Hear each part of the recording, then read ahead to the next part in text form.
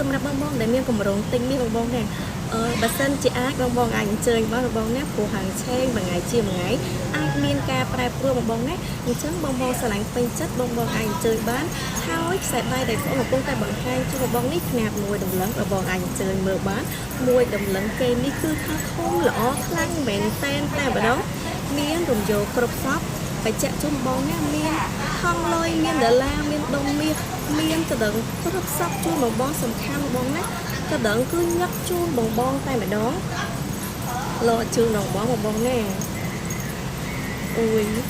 យាយតឹងណាស់ឡើងញ័រដៃជូនបងតែម្ដងធំហើយស្អាតខ្លាំងមែនតែម្ដងសម្រាប់បងទំហំដៃចន្លោះ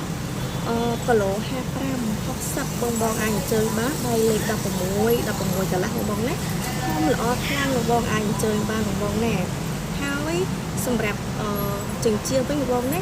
ម៉ូតប្រេនញាក់ជួយបងតែម្ដងទម្ងន់ຂະຫນាត 2G បងណាសម្រាប់ផ្នែកបន្ទាប់នេះវិញដែរទម្ងន់ 2G ដូចគ្នាម៉ូតថ្មីបង្ហាញជួយបងឲ្យចិត្តបន្តិចបងណាស្អាតខ្លាំងមែនតែម្ដង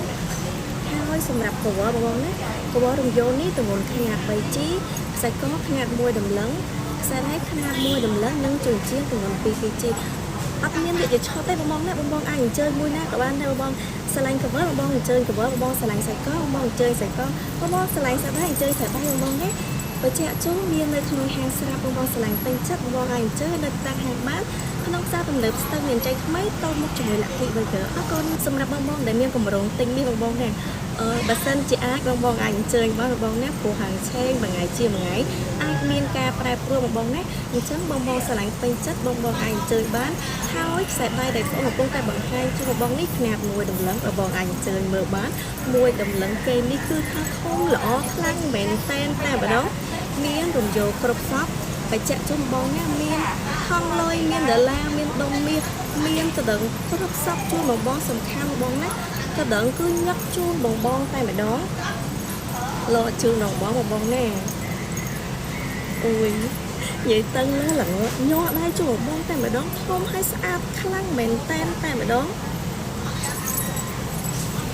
សម្រាប់បងទំហំដៃចន្លោះគីឡូ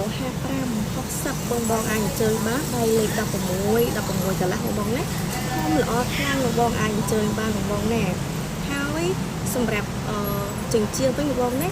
ម៉ូតប្រេនញាក់ជួយបងតែម្ដងទម្ងន់ຂະຫນាត 2G បងណាសម្រាប់ផ្នែកបន្ទាប់នេះវិញដែរទម្ងន់ 2G ដូចគ្នាម៉ូតថ្មីបង្ហាញជួយបងឲ្យចិត្តបន្តិចបងណាស្អាតខ្លាំងមែនតែម្ដងហើយសម្រាប់កវ៉ាបងណាកវ៉ារំយោលនេះទម្ងន់ຂະຫນាត 3G ខ្សែកຂະຫນាត 1 ដំឡឹងខ្សែដៃຂະຫນាត 1 ដំឡឹងនិងចិញ្ចៀនទម្ងន់ 2G អត់មានviệcឆោតទេបងណាបងអាចអញ្ជើញមួយណាក៏បានដែរបងស្រឡាញ់កវ៉ាបងអញ្ជើញកវ៉ាបងស្រឡាញ់ខ្សែកបងអញ្ជើញខ្សែកបងស្រឡាញ់ខ្សែដៃអញ្ជើញខ្សែដៃបងណា